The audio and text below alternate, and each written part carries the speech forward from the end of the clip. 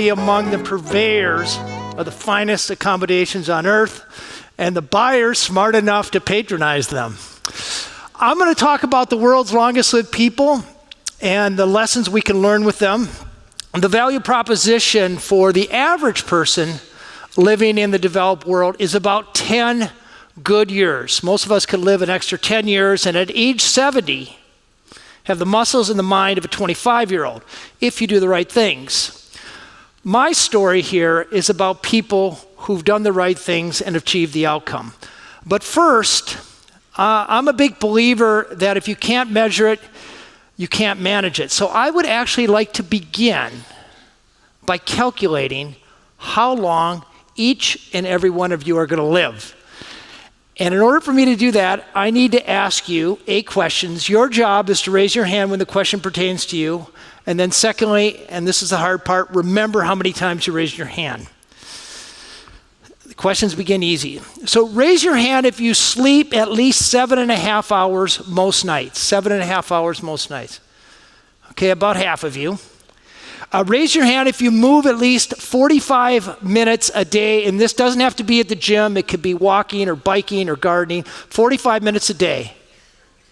Okay, 3/4 of you. Raise your hand if you have at least 3 honest servings of vegetables every day.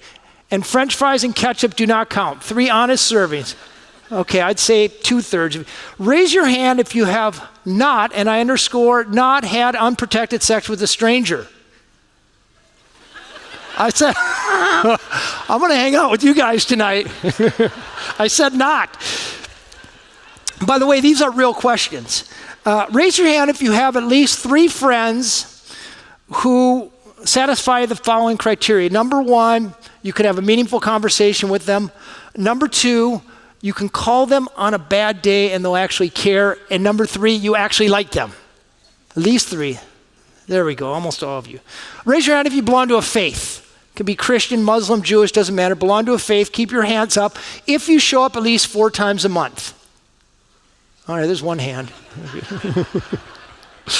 Easy question. Raise your hand if you have not smoked in the last 5 years. Not smoked, we're not in California, tobacco. Okay, almost all of you.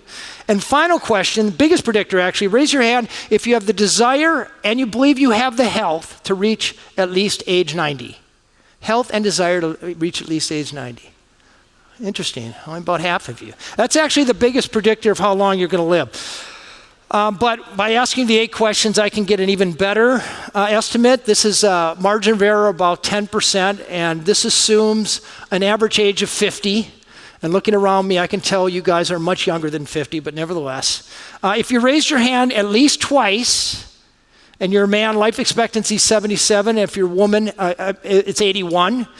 If you raise your hand at least 5 times, and you're a man, life expectancy is 82. And if you're a woman, it's 86. And if you raise your hand at least 7 times, and you're a man, life expectancy is 89. If you're a woman, it's 93. Did anybody raise their hand all 8 times? Anybody raise their hand all 8 times? Raise your hand. Anybody? Well, good. I was just going to send you to the cocktail lounge anyway. So, all right, we're going to have some fun here. Something called the Danish twin study established that only about 20% of how long you live is dictated by your genes. The other 80% is dictated by your lifestyle and your environment. So about 15 years ago, funded by the National Institutes on Aging, on assignment for National Geographic, we set out to, in a sense, reverse engineer longevity. I hired a team of demographers that parsed through worldwide population data to identify 5 zones where people live statistically longest. Took us 3 years just to find these places. And once you find places where people are actually reaching age 100 or have the highest life expectancy, then we brought on another team of experts that could help us find the correlations, or indeed what we believe the explanation to longevity. And I'm going to share with you remarkably the 9 common denominators. No matter where you go and you see people living a long time, you see these same 9 things happening over and over again. But because I have the benefit of National Geographic photography, I thought I would quickly take you to each of the 5 blue zones to give you a taste of what it feels like to live there. We found our first blue zones about 570 kilometers east of here, off the coast of Italy on the island of Sardinia. Not the entire island, just a cluster of 6 villages, about 42,000 people in the Nuoro province up in the highland. And in this cluster of villages, you see a population where there are about 11 times more male centenarians here than any place else in the world. So this is the best place to live if you're a man. And these guys are not only reaching age 100, they're doing so with vitality, riding their bike at 102, chopping wood at 106, and beating a guy 45 years younger than him in an arm wrestle. And that was at 7 in the morning after a glass of red wine. When you're 106, you can get by with that. So I work with a very clever researcher in Sardinia named Gianni Pes, and between the two of us, we have surveyed about 300 centenarians to find out what they've done most of their lives and then correlate it to reaching age 100. And we found 3 things that most highly predict living to 100, and I'm going to tell you them in reverse order. Number 3 is the slope of the land in your village. It turns out the steeper the village, the longer you live. Number 2 is how many daughters you have. Turns out the guys most likely to reach age 100 have 5 or more daughters. Now, we don't know if that's because daughters tend to take care of their aging fathers, or if it's because if you can survive 5 adolescent girls, making it to 100 is no problem. But the biggest predictor actually was the profession. The farmers in Sardinia, as it turned out, live no longer than their Italian counterparts. It's the shepherds that are living so long. So my photographer and I embedded with a few of these shepherds to see how their lives unfold. And we expected to see people live these really rigorous lives, but they don't. Shepherds in Sardinia sort of wake up when the sun's warm. They spend a few hours with their animals. They'll pasture their animals, maybe 3 to 5 kilometers, have lunch, take a nap. On the road, they've developed foods that won't spoil when they're in the field for sometimes days or weeks at a time. A type of bread made out of whole grain durum wheat called carta de musica, cheese from their own sheep, grass-fed animals, very high in omega-3 fatty acids. When they're back in their villages, they eat a variant of the Mediterranean diet, very plant-based. Interesting, they have a type of wine that has the highest levels of polyphenols, those artery-scrubbing antioxidants of any other wine known in the world. It's usually homemade, nothing like dirty boots to add terroir to the wine. This quote-unquote heart medicine is applied with great regularity a few times a day, a little in the morning, a little with lunch, and then at night with their friends, a third or fourth time with meals. They do eat a little bit of meat, never beef, very little poultry, but pork is a celebratory food, usually eaten during festivals, or on Sunday after church, they'll eat a little prosciutto. But they eat it only about 5 times per month on average. Most of the time, it's pretty strict plant-based diet. Because this was a Bronze Age culture pushed up into the highlands, they had to develop a zeal for family and community. I would say it's nearly a fanatic zeal for family. Family is always first, before the career, before the hobbies, or before whatever sports team. Unlike in the United States, where you sort of reach your pinnacle of status at about age 30, here the older you get, the more celebrated you are. You see 80, 90, and even 100-year-olds who are still advising the mayor. They're on city councils. They still live with the family. It would shame a Sardinian family to put their aging mother or father in a retirement home. Instead, they're kept at home, and families harness the wisdom of elders for both agricultural purposes. Remember, 80, 90-year-olds, they possess the most wisdom. They've been through the economic downturns, the deaths, the divorces. They have the resilience. It's almost always the grandmothers that possess this special diet of longevity here. I would say the most important feature of which in Sardinia is their sourdough bread, We normally think of sourdough bread as kind of junky food, or white bread anyway is junky food, but this Sardinian sourdough bread has been shown to lower the glycemic index, or slow the rate at which your body absorbs sugar by about 25%, and almost every single meal includes a piece of this sourdough bread. The grandmas not only possess the culture that has been passed down for centuries, but also the know-how on how to make it. It turns out that keeping grandmothers close to family, something called the grandmother effect, has shown that children who live in those families with the grandmother actually have lower rates of disease and lower rates of mortality. So it sets up this beautiful sort of virtuous circle. Older people feel needed, they're put to work, and younger people benefit from it. On the other side of the planet, we found our second blue zone, about 1,200 kilometers south of Tokyo, on the archipelago of Okinawa. We found the world's longest lived women, about 30 times more female centenarians among a cohort of women over 60 here than any place else in the world. Okinawa has produced the longest lived people in the history of the world. Now, part of it is their diet. There's one food that an Okinawan centenarian ate principally their entire life. About 60% of their caloric intake until they were about 70 was one food. Anybody want to take a guess at what that food was? Somebody said rice? Rice? Seaweed? Seaweed is part of it.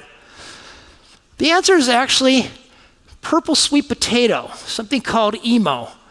If you're stuck on a desert island and you could pick only one food, this is the food you should pick. Full of complex carbohydrates, beta-tenine, there's protein. You can live off of it for the most part. This was 70% of the dietary intake in Okinawa until about 1970, because all other plants were blown away by typhoons that come through 2 or 3 times a year. The underground emo survived. They also eat about 8 times more tofu than we do, and the Okinawan tofu is said to be the healthiest. It's certainly the most firm and concentrated. But more important than their diet is, once again, their surroundings and their cultural norms. I asked you that question. Raise your hand if you had at least 3 friends you can count on a bad day.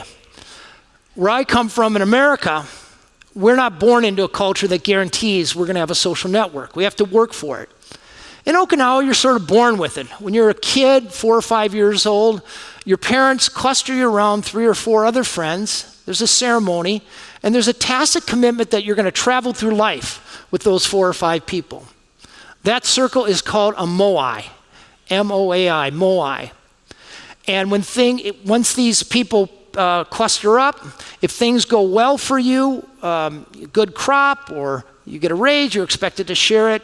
And likewise, if things go south, parent dies, kid gets sick, you get divorced, you automatically have this social network behind you, this group of people that has your back. The reason I show this picture right here is these 5 girls have belonged to the same moai for 97 years.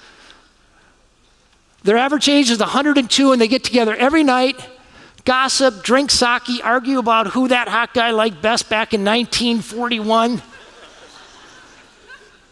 But they continue to connect every day, and if one of them gets sick, the other 4 are there to help take care without the need of a nurse or some special long-term care plan. In Okinawa, there's no word for retirement.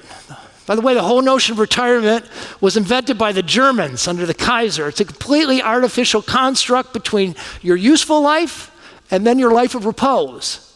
In Okinawa, instead of hitting 65 or 68 or whatever it is, one word imbues your entire adult life. That word is ikigai.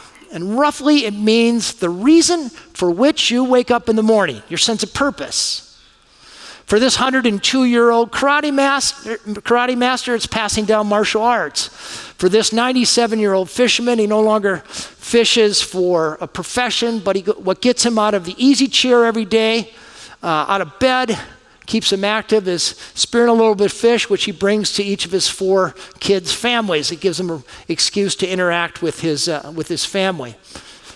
For Kamada-san, 102 years old, her ikigai is her great-great-great-granddaughter.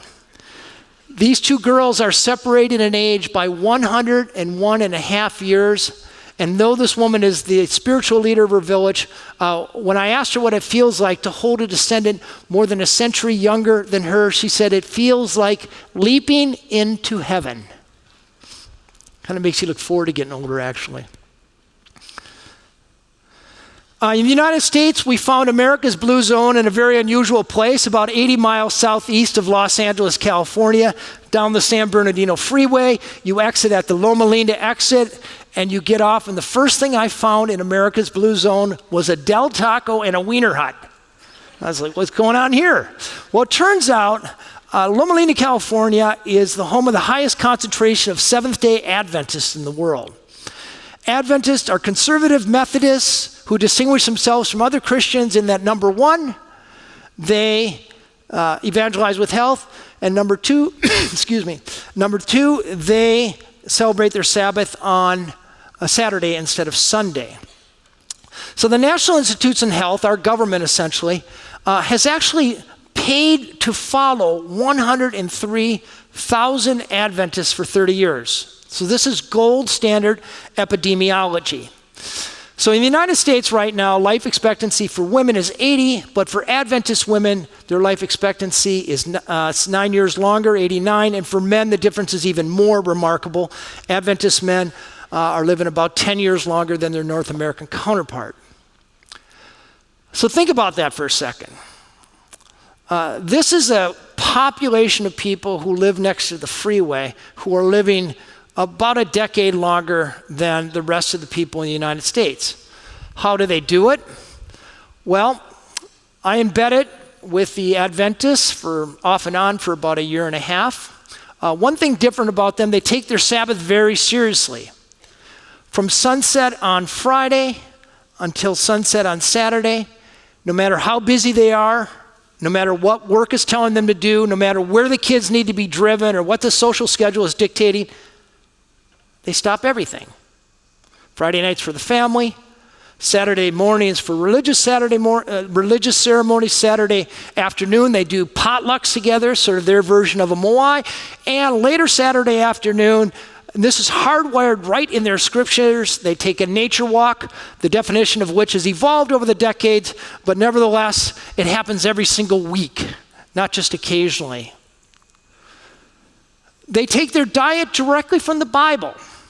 I'm not a big Bible reader, but I read it for this story. And you go to Genesis chapter 1, verse 26 through 28, and God pretty much lays out the diet for the Garden of Eden. She writes, every plant that bears fruit and every tree that bears seed. So legumes, nuts, beans, tomatoes. One stanza later, God talks about green plants. So the Adventists actually take that to heart. Most Adventists are either vegan, vegetarian, or pescatarian. Longest lived Americans, in fact, are pescatarian Adventists. People who eat up to one serving of fish per day, otherwise they're completely vegan. Adventists tend to hang out with other Adventists. We now know that health behaviors are as contagious as catching a cold, and the contagions that circulate through Adventist network tend to be positive. You go to an Adventist party, no one's smoking a joint or doing shots of tequila. They're planning religious ceremonies or their Saturday morning walk. It's a culture that has yielded Ellsworth Wareham. Ellsworth when I met him, was 91 years old, multimillionaire. He had all the money he needed. Yet, when a contractor wanted $6,000 to build a privacy fence, Ellsworth's like, well, for that kind of money, I'll do it myself. And for the next 3 days, as we followed him around, he shoveled cement, hauled timbers, and on the fourth day, predictably perhaps, he ends up in the operating room. But that's not Ellsworth getting open heart surgery. That's Ellsworth doing open heart surgery. At 97, continue to do 20 open heart surgeries every single month. You also have Ed Rawlings, a 106-year-old cowboy, starts his day with a swim, and on the weekends he'd like to put on the boards and throw up rooster tails. But my favorite was a woman named Marge Gaton, At 105, she woke up every single morning, 5:30 a.m. She'd read her Bible for a half hour. She would then have her breakfast, and she's very prescriptive about her breakfast. Slow-cooked steel-cut oatmeal with dates, nuts, topped with soy milk, and followed by what she called a prune juice shooter. Imagine that, move it right on out. Then Marge would go down and pump iron, ride her bicycle, and get in her 1994 Cadillac, where she barreled down the freeway and volunteered for 6 different organizations, including the Loma Linda Senior Center, where every Tuesday and Thursday she'd go help out the old folks. Of course, we're all about 35 years younger than her. I actually, you don't know this about me, but before I did the story on Blue Zones, I led 17 hardcore expeditions, biked across 5 continents, crossed the Sahara Desert without sunscreen. But I can honestly tell you that the most harrowing adventure I ever took in my life was riding shotgun with Marge Deton. A stranger, she said, is a friend I haven't met yet. So I wrote up these 3 cultures for a cover story for National Geographic. It was one of the best sellers in their history. I wrote a book called Blue Zones that became a New York Times bestseller. And for the first time in my life, I had money. And like a good explorer, right away I went to blow the money for more exploration. I hired the demographers I met while writing the story to go out to try to find yet more blue zones. We found a 4th blue zones in the Nicoya Peninsula of Costa Rica, an area where Contras used to hang out, third world, only about 30 years ago. This place has the lowest rate of middle-age mortality in the world. What does that mean? That means people here have the best chance of reaching a healthy age 92, about 2.5 times better chance of reaching 92 than people in the United States or Europe. Their diet is composed of 3 foods that I would argue is the best diet human beings have ever invented. Anybody want to guess what those 3 foods were in Costa Rica, Latin America? I'm going to jump to the bottom line. Corn, which they make these delicious whole grain tortillas, squash, and 5 different variety of beans. Those 3 foods together, you can live your entire life. You need a little bit of vitamin B12, but it has all the complex carbohydrates and protein necessary for human sustenance. They also follow other practices of the blue zones, and remarkably, they spend 1/15 the amount we do in the United States for health care, and they have half the rate of middle-age mortality. So they live longer, have longer lives with a lot more money left over. And then finally, we found the last blue zone about 1,500 kilometers here off the coast of Turkey, on the island of Ikaria, Greece. This place was largely overlooked by Western civilization because it didn't have any natural ports. Boats didn't stop there if you weren't able to anchor. But since about the time of Christ, this place has lived in splendid isolation. It wasn't until about 1970 when roads and electrification came in. And they developed a culture where people live about 7 years longer than the average European. But not only that, they live a long time and elude dementia. In most of the first world, if you hit age 85, there's about a 50% chance you're suffering from dementia. In Ikaria, there was only about a 5% chance you're suffering from dementia. So they live a long time and stay sharp to the very end. They eat the strictest version of the Mediterranean diet any place else in the world. 4 herbs, an oregano, a rosemary, a sage, and a mint. They use them not only in medicines, but to flavor their food. Most importantly, in their daily tea, something they do every day their entire lives. And older people stay active into their 80s, 90s, and even 100s. They continue to garden and so forth. I like to tell the story of this little fellow here, the guy on the right. His name is Stamatis Moriaitis. At age 22, he moves to America, gets a job as a painter, makes money, buys a house, gets married, buys a Chevrolet. But at age 66, he goes to 3 doctors. He feels himself short of breath, and all 3 doctors tell him the same thing. Terminal lung cancer, get your affairs in order. Instead of dying in Detroit, he and his wife fly to Korea and move in with his parents, who are 80 and still full of vitality and vigor. He starts breathing the air, drinking the wine, eating this Mediterranean diet. 6 months comes and goes. He feels pretty good. He goes out and he plants a vineyard. Doesn't think to himself that his wife is going to be around for the vineyard, but he thinks to himself, my wife will harvest these grapes and she'll think of me. Well, to make a long story medium, when I met him 34 years later at age 102, he not only was harvesting all those grapes, but he was making 200 liters of wine every year, all of which he drank. So of course, being a good journalist, I asked him what his secret to longevity was. And I was pretty sure it wasn't his ability to match plaids. And he just said, I don't know, I guess I just forgot to die. Which sounds flippant, but actually he hit the nail right on the head. No matter where you go in the world, and people are living to age 90 and 100, it's not because they tried. They never said at age 50, well, God darn it, I'm going to get on that wellness program and live another 50 years. They didn't start a diet. They didn't buy an elliptical for their basement. They didn't call an 800 number and order supplements. Longevity happened to them. It was a residue of the environment they live in. So no matter where you go in the world and you see people living a long time, they're not exercising. The average American only expends about 100 calories a day engaged in exercise. They live in places where every trip to their friend's house or a trip to work occasions a walk. Their houses don't have a button to push for yard work and another button to push for kitchen work. They're doing work by hand. They have a garden. My team figures that they were nudged into moving every 20 minutes or so. They suffer the same stresses that we do, but they had daily rituals to shed that stress, either prayer, meditation, or simply taking a nap. They had vocabulary for purpose. People who can articulate their sense of purpose live about 8 years longer than people who are rudderless in life. When it comes to what they consume, they drink a couple glasses of wine a day, and no, you cannot save up all week long and have 14 on the weekend.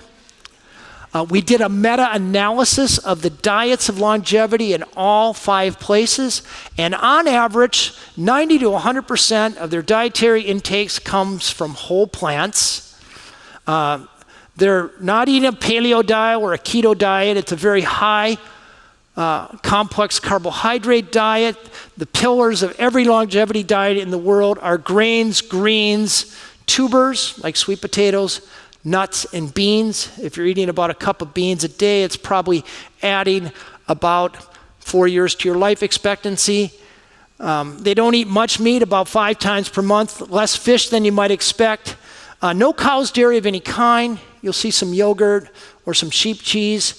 And they drink about 6 glasses of water a day, herbal teas of all sorts, coffee, one of the few vices that you can consume with impunity, and a couple glasses of wine. They focus not so much on what they put in their mouth, but on how to keep from overeating. Mary Costello summed it up the best. You want to eat breakfast like a king, lunch like a lord, and dinner like a pauper. In all blue zones, they're eating most of their food in about an 8-hour window and then leaving their digestive system to rest for the rest of the time. And then the foundation on which all these longevity practices rest, they put their family first, keep their aging parents nearby, focus on their kids. They tend to belong to a religion. People who show up 4 times per month live 4 to 14 years longer than people who don't. And then finally, they take time to curate the right social network. We now know that if your 3 best friends are obese and unhealthy, there's a 150% better chance that you'll be unhealthy yourself. So curating a group of friends whose idea of recreation is playing tennis or golf or walking. 1 or 2 friends who might be eating a plant-based diet, and people with whom you can have a meaningful conversation is about the best thing you can do for longevity, because it lasts. This may seem like common sense to you, but it's not.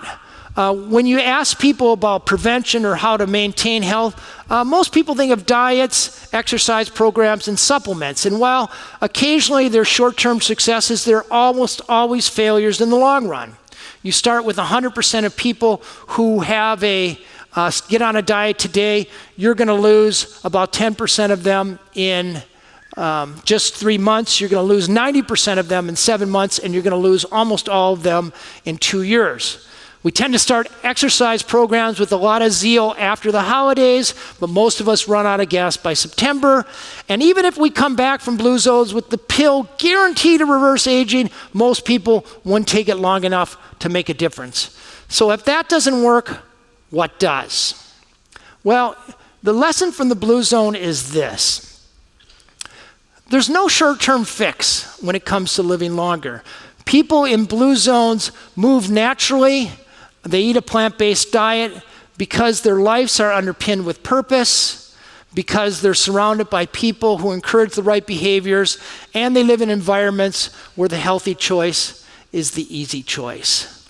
And it's this mutually supporting web of characteristics that help people to do the right things for long enough and avoid the wrong things so they're not catching a chronic disease. There's no short-term fix. I've actually been hired by 27 cities throughout America to apply this way of thinking to entire cities. These are funded by insurance companies, but they're publicly endorsed, where we go through and change the environment. We basically assume that individuals have a certain behavior. They're genetically programmed to crave sugar, crave fat, take rest whenever they can. So instead of trying to incent the individual or educate the individual, we change the environment. We have policy bundles and a consensus process where we help city governments favor policies that favor fruits and vegetables over junk food. You can raise the physical activity level of an entire city by up to 30% by just making streets walkable, make it easy for people to get to work on bikes or on bus. In any population, about 80% of people actually want to change their health behaviors. If you can couple them up and create a relationship, you have a long-term intervention.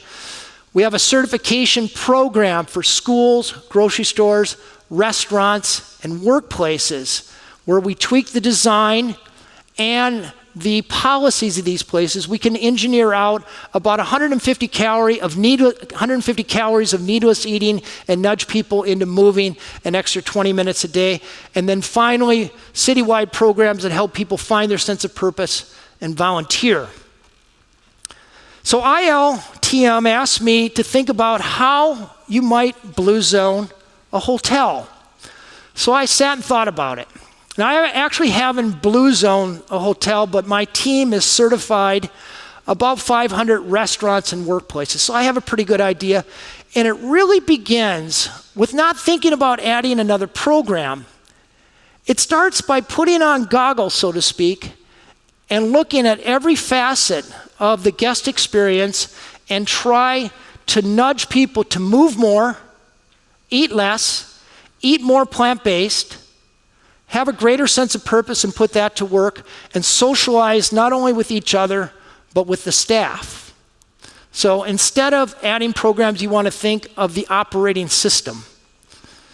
So evidence-based commitment to wellness begins at the top. You want to make sure it's part of the mission, that the C-level suite is bought in. And I say evidence-based, even though the wellness space is worth $750 billion, it will go away if it's just marketing whitewash. Start with the employees. Secondly, I would communicate the commitment at every touch point. Begin with the marketing, but as soon as the guest walks in the hotel, you let them know that this is an environment that's going to improve their well-being. You want to nudge people into mindless movement. The most obvious example is taking the stairs. The average person only burns 100 calories a day in exercise. You get a lot more physical activity out of getting them to take the stairs than in most gyms in hotels. Think about highlighting the walking opportunities. I'm staying right across the street here. I would have loved it if I walked in my room and there's a little map showing me where I could walk to see luxury stores, see some sights, or take a leisurely walk. Instead, when I walked out of the hotel, the bellman said, "Can I get you a car?" Minimize the junk food and vending in-room sales. I know it's probably a profit center, but if you're really committed to wellness, when people walk in the rooms, the first thing staring at them is not a bag of chips, Pringles, or a candy bar. And then favor low-sugar, plant-based food and food services, training chefs to shift their expertise away from pork belly and onto plants. And then finally, if I were creating a program, a wellness program, I'd want first to sit down with the guests and spend a few minutes to measure their longevity. I'd want to do some program, but mostly I'd want to convey the idea that their health is going to improve with their surroundings. So model surroundings that favor wellness so that they can take home, and that gives you a reason to follow up with them. Because at the end of the day, when it comes to longevity, the secret does not lie in trying to change people's behavior. It never works for the long run. The secret lies in shaping people's environment so that the healthy choice is not only the easy choice, but the unavoidable choice.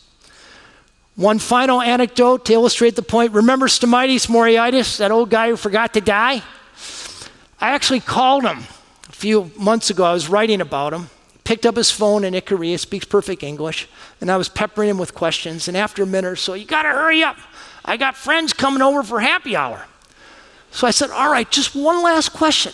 I said, "Did you ever figure out how you got rid of lung cancer?" And he goes, Yeah, I did a lot of thinking about that. In fact, a few months ago, I went back to the United States to get some tests. And I said, "What did you discover?" He said, "Nothing. When I got home, all my doctors were dead." Thank you very much.